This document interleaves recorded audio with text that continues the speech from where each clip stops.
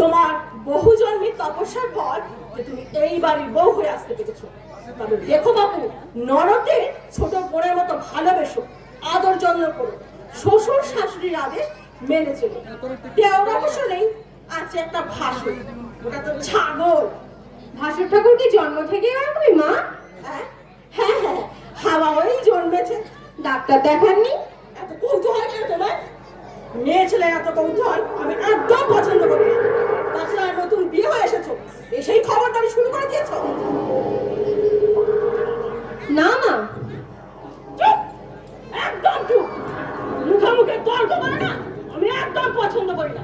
আর শোনো, উচ্চ কণ্ঠে হাসবে না, খোকার সঙ্গে যখন তখন কথা বলবে না। কোনো আত্মীয় স্বজন যেন না বলতে পারে যে বউটা একটা নির্লজ্জ বেহায়া। মনে রেখো, এটা তোমাদের কন্যাগরের বস্তি নয়।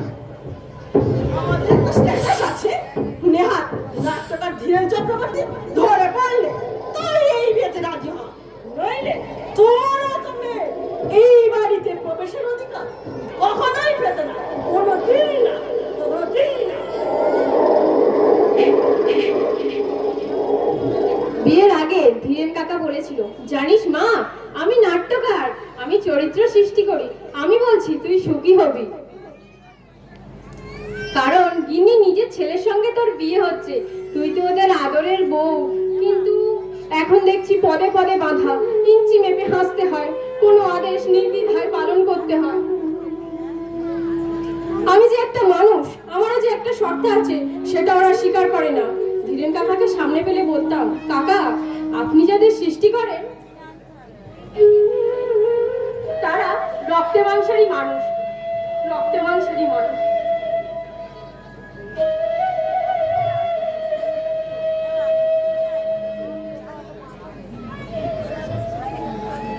ছোটটার সঙ্গে নাকি কন্যাঘরের মেয়ের বিয়ে হলো? হ্যাঁ।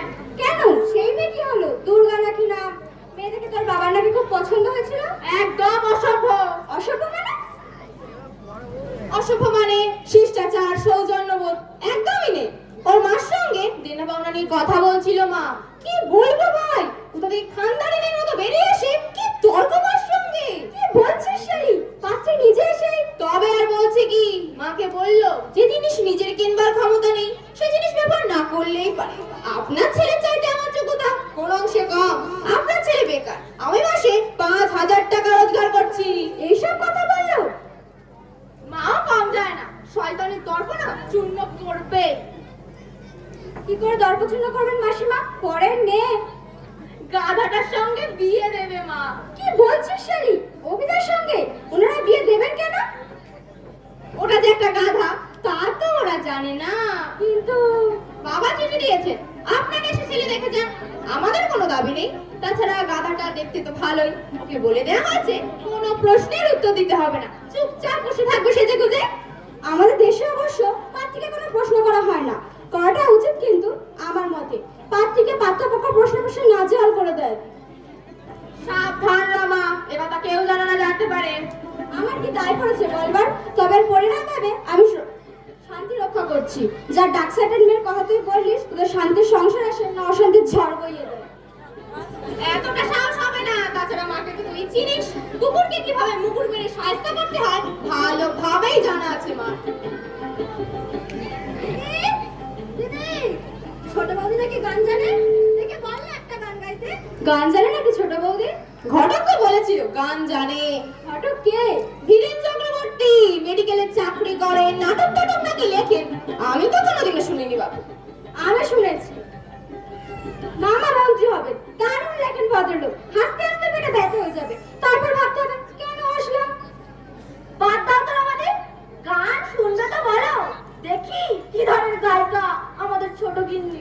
বৌদি, ও বৌদি, বৌদি এদিকে এসো একবার। ডাকলে ঠাকুরজি? হ্যাঁ, এই আমার বন্ধু রমা তোমার গান শুনতে চাইছে। গান? হ্যাঁ বৌদি, নিজে গাইতে পারি না, কিন্তু গান আমি দারুণ ভালোবাসি। লতা মঙ্গেশকরের একটা গান গাও। ওসব গান আমি জানি না ভাই। কি জানো তাহলে? বাথরুম সঙ্গীত, রবীন্দ্রসঙ্গীত। রেডিওতে রবীন্দ্রসঙ্গীত চলে, আমি রেডিও বন্ধ করে দিই। কি যে আনন্দ পায় মানুষ, বুঝি না বাবু। সকলের রুচি তো সমান নয় সেলি ঠাকুরজি। কি বললে? রুচি? কালে সে তুমি আমাদের রুচি শেখাচ্ছ? ছোট লোক ছাড়া কেউ রবীন্দ্রসঙ্গীত শোনে না। আমি তোমার সঙ্গে একমত নই নেলি। না হতে পারো একমত, তবে আমার কথাই ঠিক। শুধু আমি কেন, হাজারে একজন রবীন্দ্রসঙ্গীত শোনে কিনা সন্দেহ আছে। বৌদির কথাই ঠিক, সকলের রুচি সমান নয়। দেখো আমাদের বিনয় দত্তের মেয়েদের রুচি দেখাতে এসো না। তাদের একটা স্ট্যাটাস আছে যেটা তোমার মধ্যে নেই। আর আমরা রুচি শেখাই, শিখি না। হ্যাঁ, তা শেখাতে পারো, কারণ তোমাদের যথেষ্ট টাকা আছে। আর কে না জানে টাকা থাকলে জ্ঞান দেওয়ার ক্ষমতা জন্মায়। তুমি কি তুমি আগে তর্ক করছো না আমাদের? শুধু দিদির বন্ধু বলে আমি সহ্য করে যাচ্ছি। এতক্ষণ অন্য কেউ হলে উচিত শিক্ষা দিয়ে দিতাম। চুপ করবি তুই? কি গাইছে শুনি না। তোমরাই শোনো, এসব ভেজর ভেজর শুনবার এতটুকু ইচ্ছা আমার নেই। গাইবে তো সেই আমার মাথা নত করে দাও হে তোমার চরণ ধুলার তলে। নয়তো কেন চোখের জলে ভিজিয়ে দিলাম না গানের কি ছিরি। আমি নজরুল গীতি শিখেছি। শিখতে পারো, তবে নেলি ভক্ত হিন্দি সিনেমার গানে মোহাম্মদ রফি, মুকেশ, লতানন্দ ভক্ত নেই। বোঝে গানের বাণীগুলো? বাণী যাই হোক, সুরটাই তো আসল। তাছাড়া হিন্দি গানের সুরে যতটা মাদকতা যাবে, বাংলা গান তো পারবে না। हम तुम एक कमरे में बंद हो और चाबी खो जाए। দারুণ জিনিস, ভাবতে পারবে না। আচ্ছা আচ্ছা, শোলের মতো একটা ছবি বাংলায় হয়েছে, দেখাতে পারবি? আমি হার মানছি ভাই, ওসব নিয়ে তোদের সঙ্গে আমি তর্ক করতে চাই না, কারণ তোদের মানসিকতার সঙ্গে আমার মানসিকতা মিলবে না। আর তাছাড়া বাংলা ছবির মঞ্চ শুধু ভারতেই নয়, ভারতের বাইরে সর্ব জায়গায় স্বীকৃত। সেসব খবর কি তোরা রাখিস? রাখি রাখি, সবরা সিনেমা পত্রিকা আসে আমাদের বাড়ি। সিনেমা পত্রিকা আসে? সাহিত্য পত্রিকা আসে না? কি বলছিস তুই? সত্য কাহিনী প্রতি মাসে কেড়ে ছোটদা। আমাকে ধরো ভাই, আমি স্বীকার করছি তোমাদের পরিবারটা একটু সাহিত্যের বোদ্ধা, শিক্ষা সংস্কৃতির হাড়ের খবর তোমরাই রাখো। হলেও একটা দয়া করে গান শুনতে দাও। তুই রেগে যাচ্ছিস? আমি রাগলে তোদের বইয়েই যাবে। তর্ক করছিলি? তাই তোদের সঙ্গে তর্ক করছিলাম। তুই দেখবি আমাদের বাড়িতে কতগুলো বই রয়েছে। দেখেছি, সব বটতলার বই।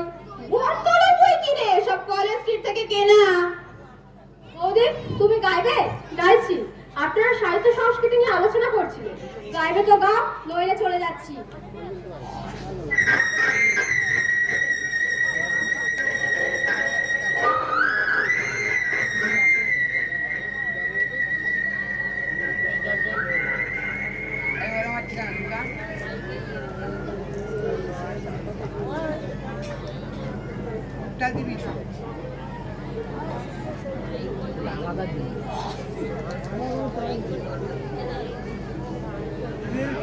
কি হলো? গাও, গাইতে বলছে। গাইছি ঠাকুরজি, একটু দেরি কর।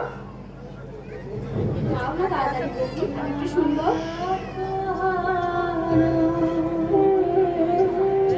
শারদ প্রাতে আমার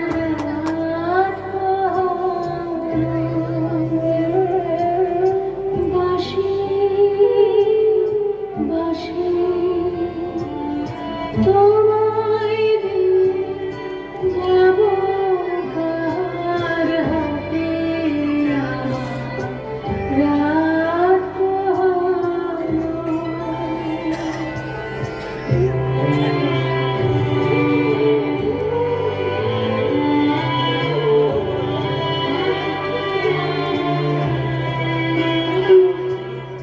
তোমার বুকে বাজলো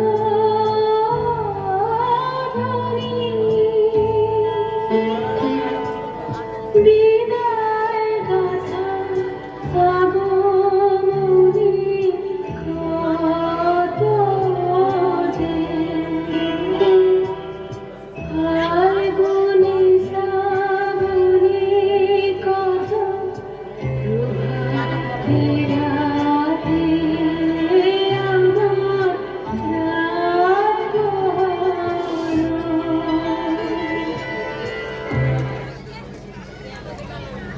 গান শুনে আমার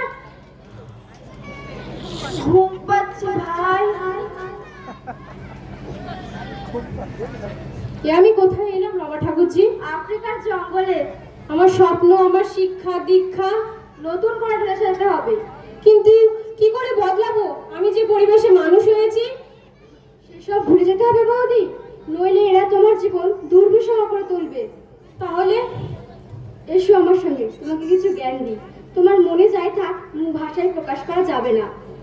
তাহলে তো আমাকে অভিনয় করতে হবে। একটা কথা বলি বৌদি, তুমি এখনো ছেলে মানুষ। প্রত্যেকটা বিবাহিত মেয়ে একজন অভিনেত্রী। স্বামী অসুন্দর অর্থাৎ তোমার তাকে পছন্দ হয়নি, সেটা মুখে বলা যাবে না। ননদের ব্যবহার তোমার পছন্দই হয়নি, বলতে গেলে আগুন জ্বলবে।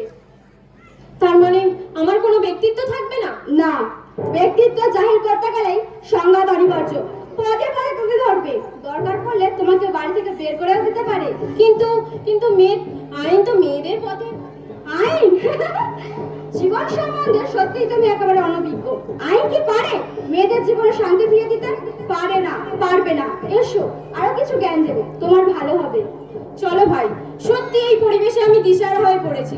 জানি না কি আমার পরিণতি। চলো ভাই।